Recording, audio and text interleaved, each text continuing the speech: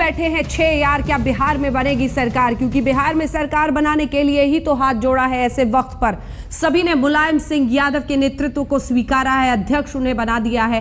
Party का नाम तय नहीं, झंडा तय नहीं और चुनाव चिन्ह तय नहीं, लेकिन जो धुर विरोधी थे आज वो हाथ मिलाते हुए दिखे। आज उन्होंने अब ये फैसला लिया है कि विलय होगा, अपना अस्तित्व खोकर विलय होगा। कौन से हैं वो 5 सवाल जिस पर आज हम करेंगे हल्ला बोल में चर्चा। पहले उन मुख्य बिंदुओं पर आपकी नजर डाल दें जिस परिवार के जुड़ने की चर्चा बड़े दिनों से थी, उस पर हम चर्चा कर रहे हैं। लेकिन जनता परिवार बिहार में रोक पाएगा क्या मोदी रथ को? यह है वो पहला सवाल। दूसरा सवाल, क्या मोदी से डरकर साथ आया है जनता परिवार? क्या मोदी के साइड इफेक्ट्स हैं? मोदी की विकास नीति को मात दे पाएगा जनता परिवार? अच्छे दिन के वादे पर मोदी आए, अब क्या उन अच्छे दिन के वादों को ये नकार पाएंगे? टूट के लिए मशहूर जनता परिवार कब तक साथ रहेगा? क्या अस्तित्व का संकट उन्हें साथ लेकर आया है? क्योंकि सब धरातल पर पहुंच गए थे अपनी अपनी राजनीति के नजरिए से।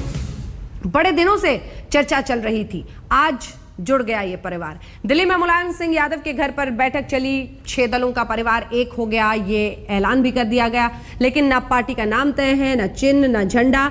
इस महाविलय की घोषणा के बाद भी महाप्रश्न ये है कि विलय कब तक बरकरार रहेगा?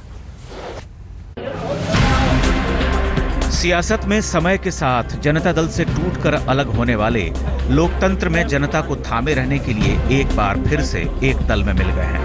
वक्त की जरूरत का जनता परिवार एक साथ खड़ा हो गया है। नए दल के अध्यक्ष मुलायम सिंह यादव होंगे।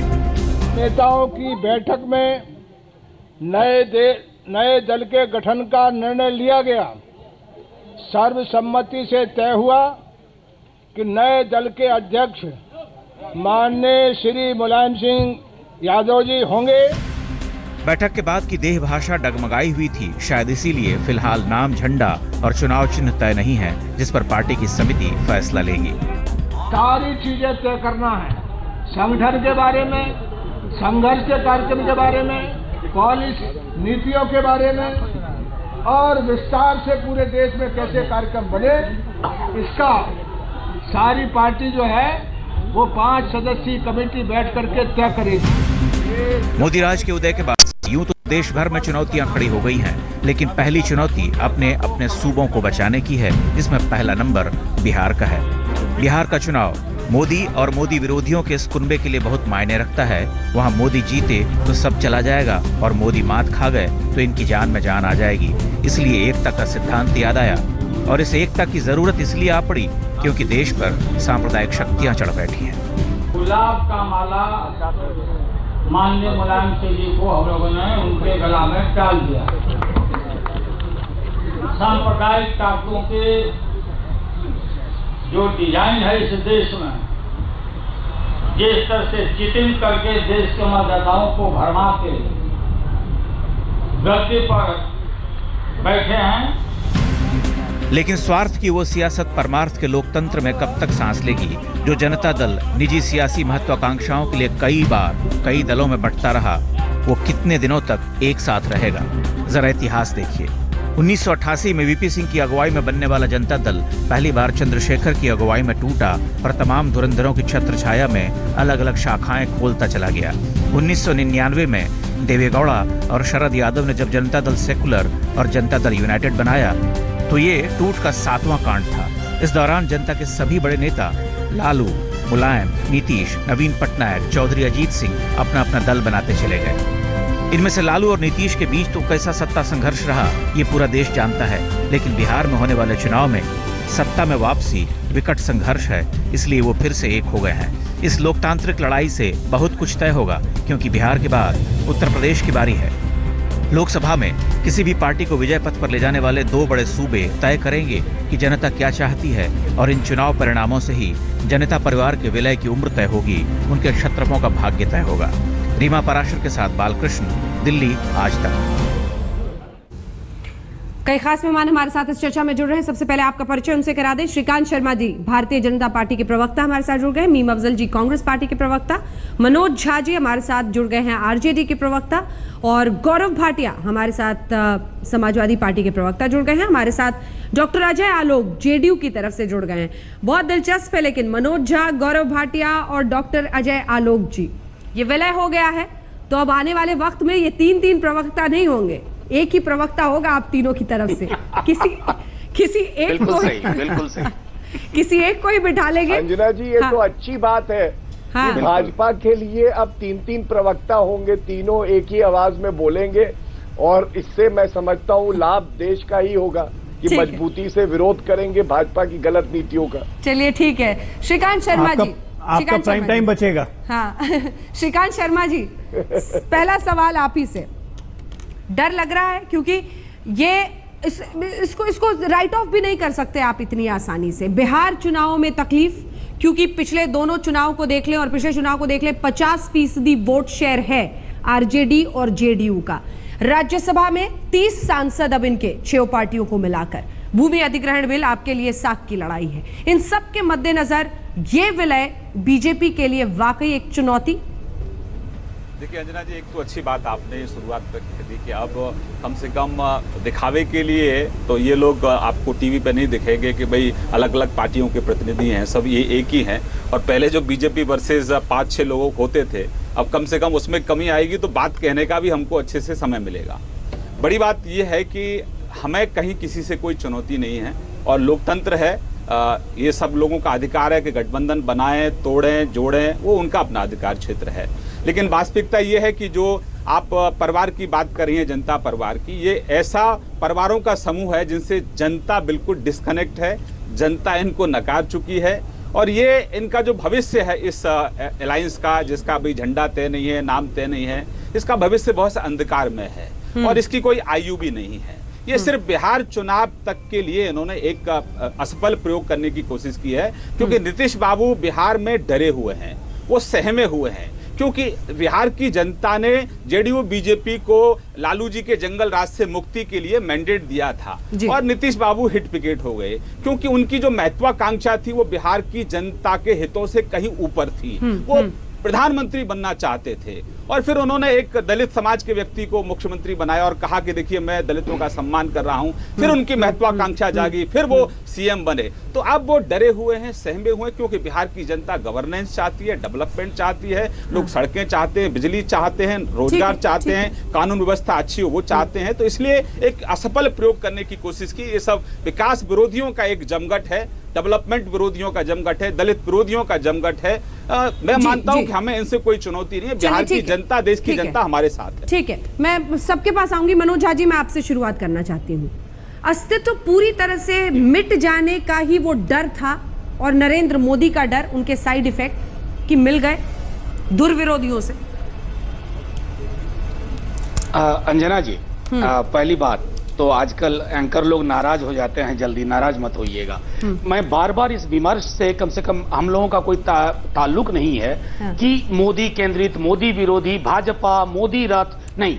हमारे कुछ हम डरे हुए हैं। डरे हुए ये हैं कि मैंने खुद ये अनुभव किया है बीते 10 महीनों में कि अगर आप गरीब गुरबों की कोई बात करें, कहीं भी कोई कानून ऐसा होना चाहिए, मनरेगा में कटौती नहीं होनी चाहिए, तो आपको कहा जाता है कि आप तो विकास विरोधी हैं, आप काल विरुद्ध हैं। तो मैं समझता हूं कि ये पहली चीज। दूसरी चीज, इस मुल्क में अचानक सेंसेक्स सबसे प्रबल दावेदार हो गया है देश की तरक्की का। हमें सेंसेक्स से विरोध नहीं है, लेकिन जिस सेंसेक्स के आधार पर अगर हम क्रोनी कैपिटलिज्म को चलने दें, हमारे में विरोध थे, मैं इनकार नहीं करता हूं, आप खुद जानती हैं, ऐतिहासिक विरोध थे, लेकिन हमारे सामने 2 विकल्प थे। या तो हम ऐतिहासिक मतभेदों में कैद रहें, या हम एक वैकल्पिक राजनीति के लिए अपने मतभेदों को दरकिनार करके ये शब्द बड़े अच्छे लगते हैं मनोज जी, ये वैकल्पिक और ये सब शब्द बड़े अच्छे लगते हैं और हाल फिलहाल में बहुत हम लोगों ने सुना है। मेरा सवाल आपसे सीधा है, क्या ये दलों का विलय है या आइडियोलॉजी का विलय है? जो आप कह रहे हैं, ये लालू प्रसाद यादव ही थे जिन्होंने बीजेपी का एजेंट कहा था। ये दिसंबर 2013 की बात कर रही हूं मैं आपको। बीजेपी का एजेंट कहा था मुलायम सिंह यादव को, अब वो बीजेपी के एजेंट नहीं है। कौन सी आइडियोलॉजी? मैं आपको सीधी देखिए अंजना जी, देखिए 2 चीजें स्पष्ट होनी चाहिए। जब हम अलग अलग दल थे, अलग अलग अस्तित्व था, हम लड़ाई में थे, हमने बहुत सारी चीजें कही होंगी एक दूसरे के खिलाफ। हम उन सब चीजों के मद्देनजर और उनके बावजूद मिलने का निर्णय ले रहे हैं। और अंजना जी, दूसरी चीज सबसे महत्वपूर्ण है, ये सामाजिक आधारों का दबाव था, वैचारिक आधारों का दबाव था कि नेता इकट्ठा हुए और दल विलय की ओर अग्रसर हुए। ये सिर्फ एक मोदी जी भाजपा विजय रथ का मामला नहीं है।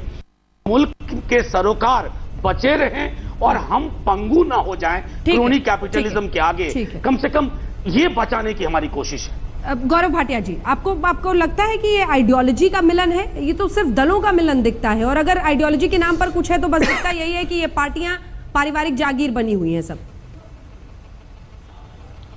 नहीं अंजना जी, मैं सबसे पहले शुरुआत इस बात से करना चाहूंगा कि जब से मोदी सरकार आई है, सबसे बड़ा आघात अगर किसी पे हुआ है तो संविधान के जो मूल 2 शब्द हैं, पंथ निरपेक्षता और समाजवाद।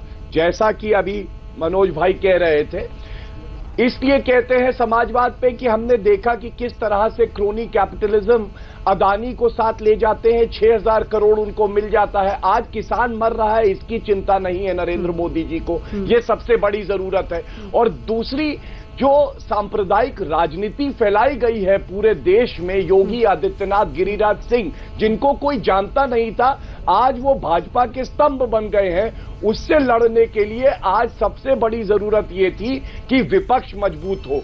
विपक्ष तभी मजबूत होगा। चारा घोटाले पर आप लालू प्रसाद यादव का बचाव करेंगे क्या? मैं गौरव भाटिया को चारा घोटाले पर लालू प्रसाद यादव का बचाव करते हुए देखूंगी टेलीविजन पर, हाँ या ना?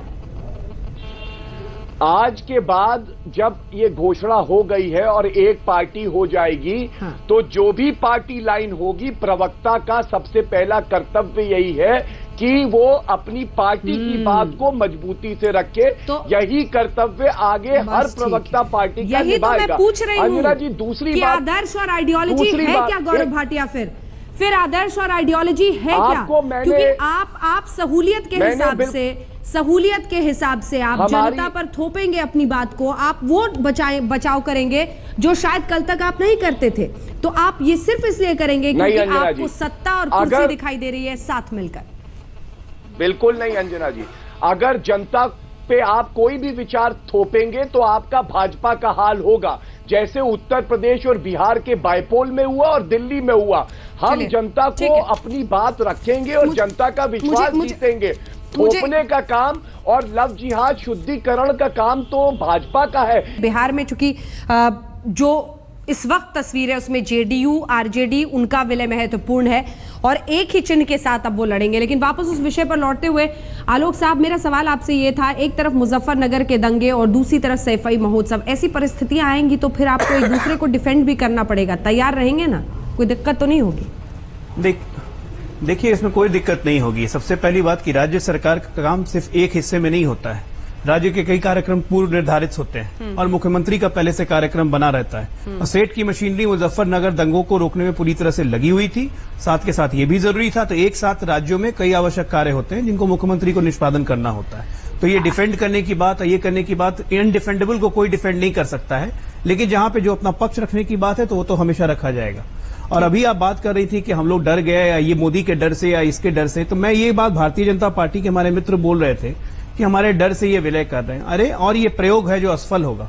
तो श्रीकांत जी, आपको याद होगा हमारे लय से आप खत्म हो गए थे। हम जब लय में आए थे उपचुनाव में, तब भारतीय जनता पार्टी अपनी जीती हुई सीटें रिटेन नहीं कर पाई थी, चाहे वो बिहार हो चाहे उत्तर प्रदेश हो। अब तो विलय होने जा रहा है।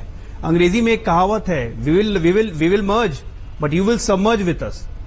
बाप रे, मर्ज एंड सबमर्ज और लय विलय, एक अलग ही अनूठा आपने स्लोगन एक तरह से दे दिया है। मैं लौटूंगी सबके पास, लेकिन मीम अफजल साहब आपके पास जल्दी से एक प्रतिक्रिया लेने के लिए।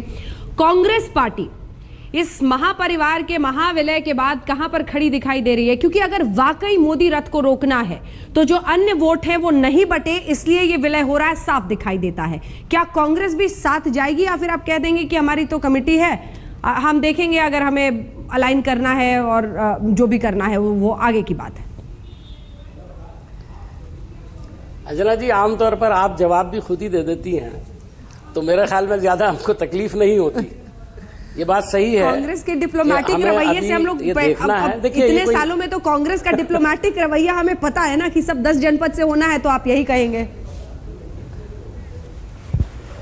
नहीं, मैं ये नहीं कहूंगा कि 10 जनपद से होगा। मैं सिर्फ यही कहूंगा कि ये जो इत्तेहाद हुआ है ये पहले भी हो चुका है, कई बार हुआ है, बहुत पूरी तारीख है। मैंने इस तारीख को अपनी आंखों से देखा है और इसके साथ जुड़ा भी रहा हूं।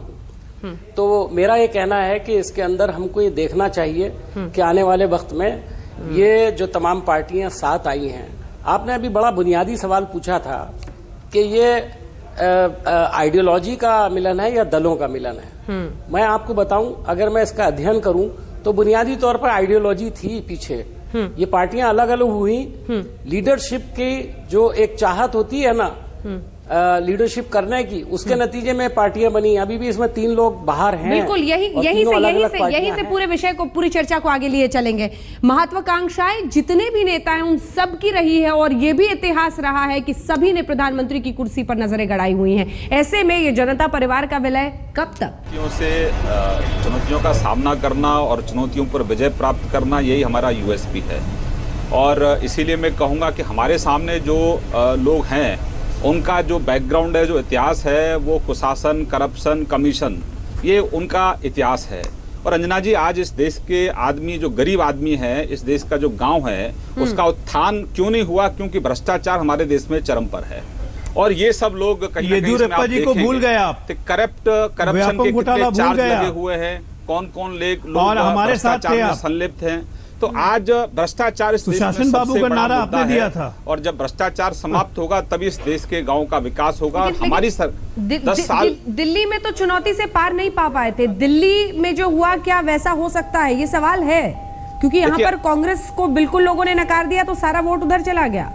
ऐसा कुछ हो गया तो दिक्कत हो जाएगी। अंजना जी, लोकतंत्र है, हमें अपनी बात कहेंगे, लोगों के बीच में जाएंगे कि आपने हमें सबको आपने देखा, लालू जी को देखा, नीतीश जी को देखा, आपने नए नए प्रयोग यहाँ देखे, तो इस बार हमको देखो, हमारी सरकार केंद्र में किस तरीके से चल रही है। 10 महीने का कार्यकाल देखें तो सिर्फ गरीब और गरीब केंद्रित हमारे काम हो रहे हैं। महंगाई आसमान पर थी, उसको नीचे लाने का हमने काम किया। करप्शन चरम पर था, उसको समाप्त करने का हमने काम किया। जिसमें लालू जी और मुलायम जी के समर्थन से कांग्रेस ने कोल ब्लॉकों का घोटाला किया, उसी में से हमने सिर्फ 20 कोल ब्लॉक में 2 लाख करोड़ का फायदा इस देश के खजाने को किया। स्पेक्ट्रम में 1 लाख करोड़ से ज्यादा का फायदा किया।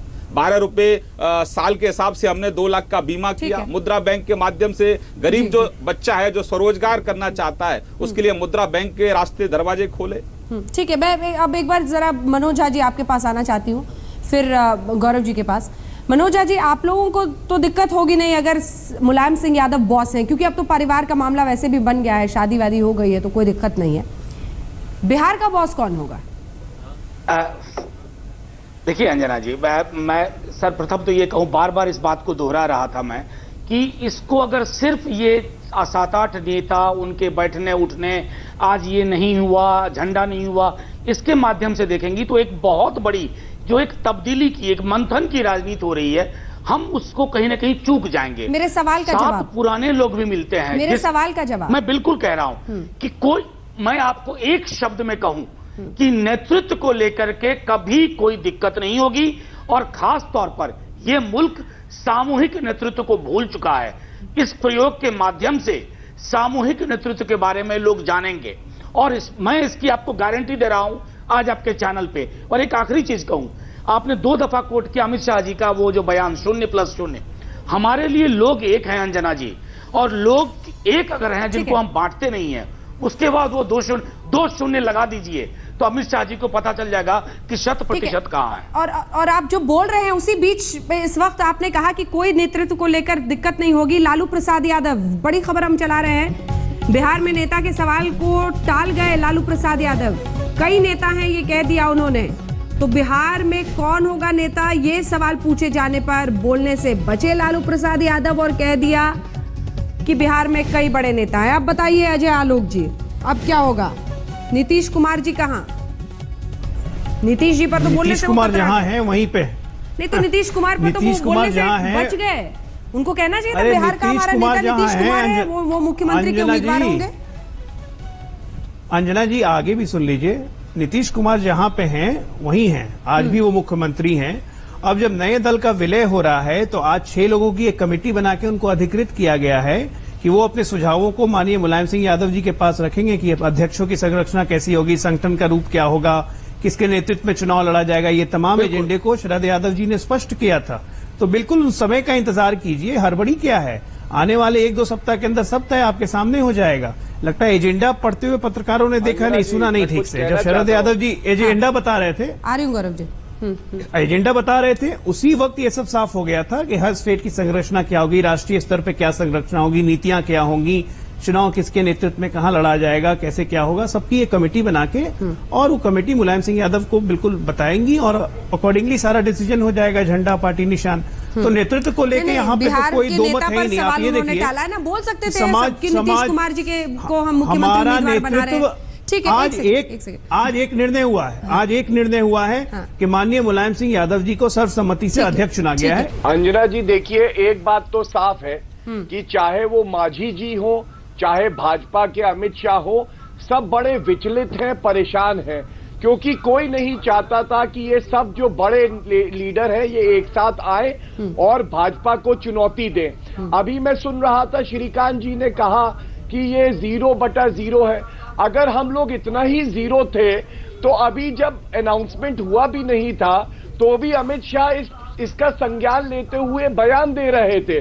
तो कहीं ना कहीं भाजपा ये जान गई है कि उनका जो समाप्ति है वो बिहार के चुनाव से शुरुआत हो जाएगी और बिहार का चुनाव दूर नहीं है। सबको पता चल जाएगा कि ये जो प्रयास है सभी पार्टियों का ये कितना सफल होता है। अगर भाजपा बिहार से गायब हो गई तो फिर उत्तर प्रदेश का भी चुनाव आएगा, उत्तर प्रदेश में भी भाजपा को पता चलेगा कि इस जो नई पार्टी है इसकी ताकत क्या है। दूसरी बात अंजना जी, मैं एक चीज और, मैं आप ही के कार्यक्रम में कुछ महीने पहले आया था और आपने कहा था कि इतने बड़े बड़े लीडर हैं, नेतृत्व पे लड़ाई हो जाएगी। आज प्रमाण सामने है कि नेतृत्व पे कोई लड़ाई नहीं हुई, सबने सर्वसम्मति से माननीय मुलायम सिंह यादव जी को अपना लीडर माना। ये साफ दर्शाता है कि जो स्पेकुलेशन है मीडिया द्वारा या भाजपा द्वारा वो सब गलत है और कहीं ना कहीं एक वैचारिक जो है सोच पे सारी पार्टियां साथ आ चुकी हैं और आगे कड़ी चुनौती अगर कोई दल दे सकता है भाजपा की सांप्रदायिक राजनीति को तो वो केवल ये जनता परिवार ही होगा और कोई दल नहीं होगा। ठीक है, इस पर जवाब लूंगी शर्मा जी आपसे, लेकिन उससे पहले मीम अफजल साहब वो कह रहे हैं कि अब अगर चुनौती देने वाला कोई बचा है तो विपक्ष वही है, यानी कांग्रेस कुछ नहीं। नहीं, ऐसा कुछ नहीं है। देखिए, अभी आपने देखा जब भूमि अधिग्रहण बिल के ऊपर सोनिया जी की क़यादत में सब लोगों ने पार्लियामेंट से लेकर राष्ट्रपति भवन तक मार्च किया था। मैं समझता हूं अपोजिशन एज ए होल इस वक्त बहुत स्ट्रांग है और ये भारतीय जनता पार्टी के लिए यकीनन चिंता की बात है। अभी श्रीकांत जी कह रहे थे कि हमने महंगाई कम की है, मुझे हंसी आ रही थी कि एक नेशनल चैनल पर बैठ के ही बड़े आराम से कह देते हैं कि महंगाई कम हो गई है, जबकि आप आज देखें आज भी रेट कम हुआ है पेट्रोल का और डीजल का, लेकिन महंगाई एक पैसा भी कम नहीं हुई और ना होगी, क्योंकि इस तरफ तो उनकी तवज्जो ही नहीं है। इनकी तवज्जो अभी ये कंपनी बातें कर रहे थे करप्शन, कुशासन, ये तो सब अपनी जगह पर है। आपके पास एक ही फार्मूला है, वो है कम्युनलिज्म। इसी से लड़ाई लड़ने के लिए सारी अपोजिशन पार्टियां इकट्ठी हो रही हैं और आप जब तक ये काम नहीं छोड़ोगे मैं समझता हूं आपके खिलाफ एक माहौल ये जरूर बना रहा है। श्रीकांत शर्मा जी, और जो पिछले चंद दिनों के अंदर जो चीजें हो रही हैं, जब भी जो गौरव भाटिया जी ने कहा और जो मीम अफजल जब मोदी जी बाहर होते हैं तभी आप लोगों के यहाँ से ये सुर बहुत ज्यादा तेजी से निकलता है। अंजना जी, हमारे मित्र बहुत अच्छी बात करते हैं। एक तो उन्होंने इस बात को स्वीकार किया कि 10 जनपद जो कह रहा है वो मैं नहीं कह रहा हूं, इससे स्पष्ट है कि 10 जनपद के अब वजूद को कोई मानता नहीं है, क्योंकि वहां भी नेतृत्व का संकट है। एक राहुल गांधी को मानते हैं, सोनिया गांधी को दूसरा मानता है।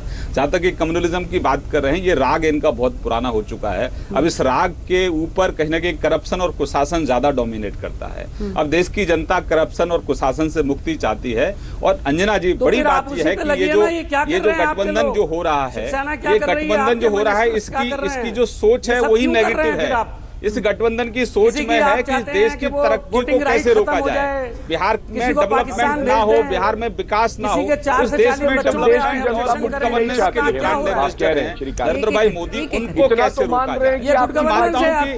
नेतृत्व संकट इस परिवार में है। देखिए, नीति और नेतृत्व और नियत और निशान पर अभी भी संग्राम चल रहा है। ये गाना तो आपके लोग गा रहे हैं, बात कर रही है। योगी आदित्यनाथ ने आज कौन सा गाना गाया है और निशान सुना है? पर संग्राम है। योगी आदित्यनाथ जी ने आज कौन सा गाना गाया आपने सुना है? श्रीकांत जी, स्पष्टता नहीं है अभी भी। ये जेडीयू चाहे मुलायम सिंह जी हो, कल ही साक्षी महाराज ने 40 बच्चों की बात करी है। भाजपा का उस पे क्या कहना है? योगी आदित्यनाथ ने आज कहा है हर के पौड़ी पे कोई और नहीं जाएगा हिंदू के अलावा। उस पे भी कुछ ज्ञानवर्धन करिए सबका। ये गवर्नेंस है इनकी, बहुत शानदार गवर्नेंस है। मुजफ्फरनगर के जो मुख्य आरोपी है उन्होंने किस तरह से दलित लोगों को टोपी पहना दी, वो आपकी सरकार के नाक के नीचे हो रहा है। अरे भाई सर कोई कार्रवाई नहीं कर रहे हैं आप, तो वो क्वालिफाई करते हैं। ये अच्छी गवर्नेंस। कल पटना की रैली में डेवलपमेंट की चर्चा, ये सवाल महत्वपूर्ण है, लेकिन श्रीकांत शर्मा जी मोर्चा संभाले हुए हैं बीजेपी की तरफ से, क्योंकि आज सारे सवाल उन पर दागे जा रहे हैं। अजय आलोक जी 84% कह रहे हैं रथ नहीं रोक पाएंगे। ऐसा है, हमने तो ये करके दिखा दिया उपचुनाव में 10 सीटों में से, जिसमें से 6-8 सीटें भारतीय जनता पार्टी की थी, वो 8 भी नहीं रिटेन कर पाई। हमने तो ऑलरेडी जीत के दिखा दिया है। अब आने वाले समय में क्या होता है ये तो सब लोग देखेंगे, और भारतीय जनता पार्टी किस तरह से विचलित है इसका ताजा उदाहरण कल की रैली में मिल गया। 2 लाख चिल्ला रहे थे, 35,000 से ऊपर लोग नहीं जुटे इनके। और अमित शाह जी एक से एक अभी ये कह रहे थे कि महादलित विरोधी हैं। मैं आपको बता दूं कि लक्ष्मणपुर बाथी नरसंहार हुआ था, जिसमें 160 दलितों की निर्मम हत्या कर दी गई थी। बरमेश्वर मुखिया जी उसके मुख्य अभियुक्त थे, और उस बरमेश्वर मुखिया के बारे में इनके गिरिराज सिंह ने शब्द बोले थे, वो मैं सुना देता हूं आपको। मुखिया नहीं आंधी है, बिहार का गांधी है। और ऐसे लोग कल बाबा साहब अम्बेडकर की जयंती मना रहे थे। तो दलितों का प्यार तो इनका एकदम सर्वमान्य जग जाहिर विदित है। बंगारू लक्ष्मण को कितना गले लगाया था इन्होंने। ये सवाल अपनी जगह, ठीक है, ये सवाल अपनी जगह। ये लालू प्रसाद यादव नीतीश कुमार को नेता मानेंगे ना बिहार में? देखिए ऐसा है कि नेता हम तो यहाँ मुलायम सिंह यादव जी को मान चुके हैं, और जब बिहार का चुनाव आएगा और ये नया दल बिहार पे ही आ रहा हूँ, जब बिहार का चुनाव आएगा ये दल अपना रूप ले चुका होगा।